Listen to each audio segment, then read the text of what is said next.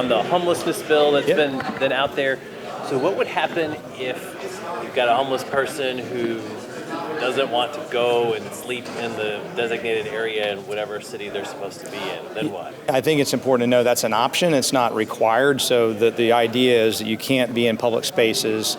You can't be blocking the door to someone's business. And those cities and counties, they have the option to create that space. They don't have the requirement to do so. So I think that is the answer to your question. If they don't want to go, I mean, they just can't. You can't stay here is the idea in the bill. But we've done record funding last year for homelessness. We'll continue to do that this year. So it's a two-part thing. It's clean up our streets, clean up these public spaces. There's a lot of people across party aisles are looking for a solution to what we've seen across the country and some places here in Florida. But at the same time, there's a compassion piece of that, making sure those people have, and if you do the camp, it's got to have running water. It's got a lot of things that these people are not enjoying today in those public spaces. So it's an improvement over where they are today, and I think it's a good first step. I was wondering if you had time to review any of the ethics package. Last week you said that you were still kind of catching up with that, and you guys don't have the language that the Senate has. And there has been a lot of concern with local ethics commissions, and that they would not be able to launch their own investigations and complaints, which have over the years led to a lot of findings. And I'm wondering if you're supportive of that. I don't know where that bill is going to land, and so I think we're waiting for that to take full shape. Two things need to happen. One, there needs to be a venue for bad conduct, for that to come forward and be investigated and dealt with appropriately. There also has to be due process.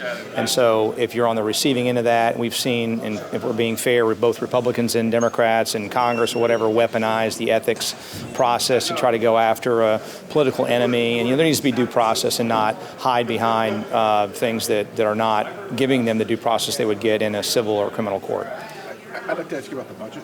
Yes, sir. And the process. So, have you started conversations yet already with the Senate related to allocations? No.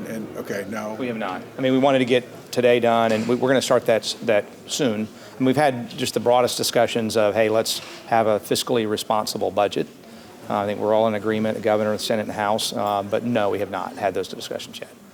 And so, okay. And so that doesn't mean, so like, for instance, you wouldn't know how much money it is you're going to have. Like in healthcare?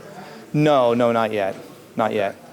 Okay. Not yet, but soon. Probably by next week we'll be able to comment more on that. How would you respond, or what would you have to say to London and Ansel's criticism of there not being enough project money from, especially the Black Caucus, but I think Democrats probably as well? Yeah, if you look at the number of projects and the amount of projects, they've grown, geometrically. They've grown pretty substantially. So you had, I think, going back 1,600 or so projects, just a few years back now to 2,700 projects. You've got the amount of projects that are over 10, we got 120 projects over 10 million. There's just a lot more projects and bigger numbers.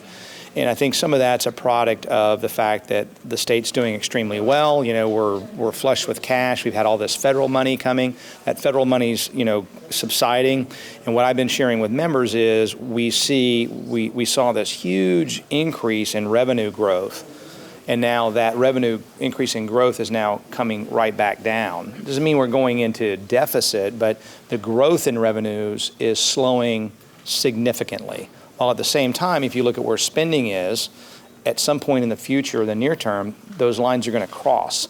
And so a responsible business, a responsible family would look and say, I'm looking out where the spending is going to exceed revenues, and we need to start pulling back, not in a draconian fashion. And I think the budget that the House and Senate have put forward is reasonable. There's still a lot of member projects, still a lot of spending in the right areas, but we want to make sure we have spending a capacity for the things that matter most: public safety, infrastructure, education, things that people on all sides of the aisle agree upon, and that we have those monies there. And when the economy has a downturn, when there's a significant weather event like a hurricane.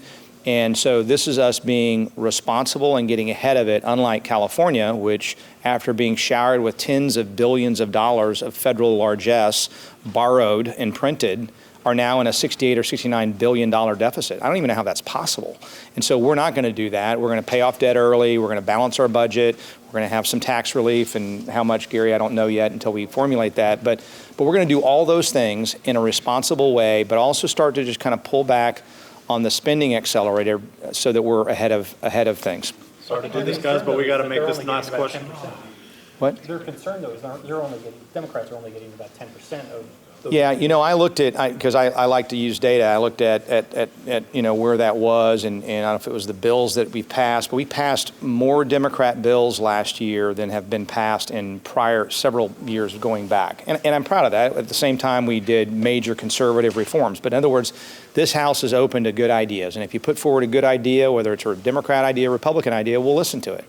You know, we had the hearing with Spencer Roach, Republican, Hillary Cassell, Democrat, on their ideas on windstorm and what do we do if the market collapses. Does that mean we're going to move forward this year? No, but we gave it a hearing, and I think that's what we ought to be doing in the legislature. So factually, it's untrue that they're getting any less than they have in prior years, but we're also restraining spending, and we'll see where the budget goes. I mean, it's probably going to, you know, as we go through the process, there will probably be some more dollars there and still have a fiscally conservative, fiscally responsible budget. Thank you, folks. Yeah. Very quick last question. That energy bill Yeah. seems to delete multiple references to the term climate change. Why is that? And do you think that the parent sort of doesn't believe in climate change? No, I don't think so. I think we have to be, you know, just not agnostic, but we have to take the world as we find it. And so if the climate's changing, if that's going to have negative consequences, we put aside a bunch of money for flooding and resilience. We're going to recommit to that again this year. So I don't think you should interpret anything we're doing about maybe an obsolete program or whatnot as a lack of commitment to anything that's happening in the environment. I think, and to the contrary, what you've seen in the Senate President and I think our members in the chamber are fully committed to the environment. When we look at the Seminole Compact monies, is making sure those monies are additional dollars to address water, to address land conservation, land management, maybe even resilience, you know, and so we have those conversations. We're not backing away one bit from a resilient state and taking whatever the climate sends us. So, thanks.